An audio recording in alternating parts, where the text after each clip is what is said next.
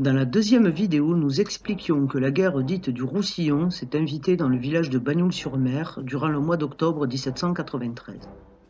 Dans cette troisième vidéo, nous tenterons de comprendre l'assistance active que la population bagnoulenque a apportée aux troupes françaises durant la première bataille qui se déroule au col de Banyuls le 26 octobre 1793.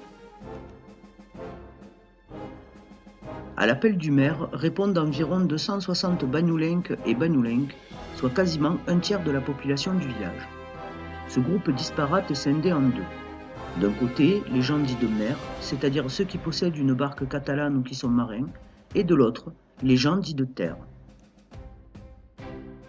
Le soir du 25 octobre 1793, les soldats français sont scindés en deux colonnes. La première colonne doit rejoindre le village espagnol d'Espoy en suivant la route littorale.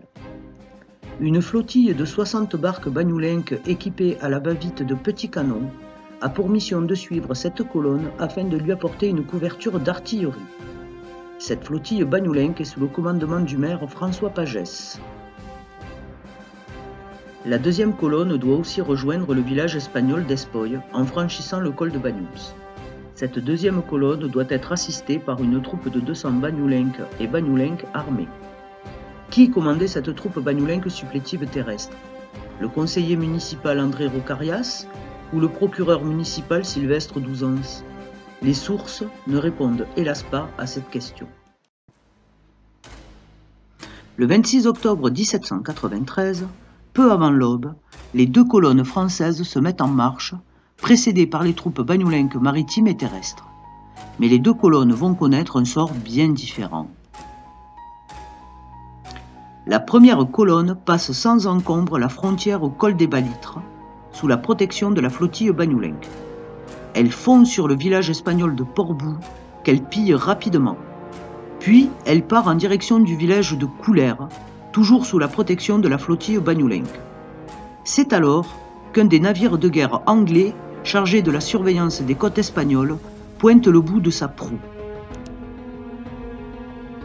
Nullement préparés à affronter une imposante goélette de guerre, les frêles barques bagnoulenques se dispersent comme une volée de moineaux et regagnent les eaux françaises toutes voiles dehors.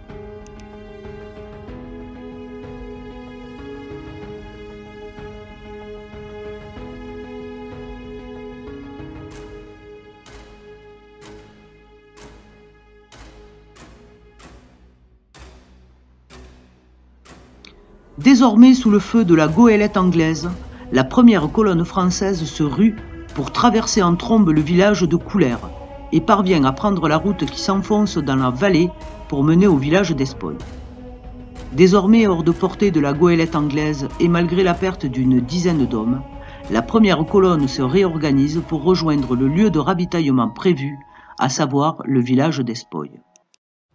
Pendant ce temps, la troupe des 200 bagnoulenques et bagnoulenques armés se positionne sur le puits de la Calme qui surplombe le col de Banyuls. Les bagnoulenques sont des paysans autant chasseurs que contrebandiers. D'une part, ils connaissent sur le bout des espadrilles tous les chemins et les sentiers qui sillonnent la ligne des crêtes qui fait office de frontière depuis 1659. D'autre part, chaque famille possède son fusil, dont certains nous sont parvenus, comme celui-ci, usiné dans une fabrique espagnole durant les années 1770. Projetant des balles rondes en plomb, ce fusil à poudre noire et à chargement par le fût a une portée d'une cinquantaine de mètres. Les balles tirées par ce fusil tuent rarement un homme du premier coup. Mais en entrant dans le corps, sa balle en plomb occasionne de nombreux et vilains dégâts. La faiblesse des moyens médicaux à la fin du XVIIIe siècle ne laisse que peu de chances de survie aux soldats blessés qui bien souvent meurent d'infection après plusieurs longs jours de souffrance. Depuis la hauteur du puits de la Calme, les bagnoulenques déclenchent un tir nourri sur la patrouille espagnole en charge de la garde du col, permettant ainsi à la deuxième colonne française de franchir le col sans coup férir. Sous le feu nourri des bagnoulenques et poursuivis par les soldats français, les soldats espagnols fuient de toutes leurs jambes vers la ville d'Espoy située en contrebas du col.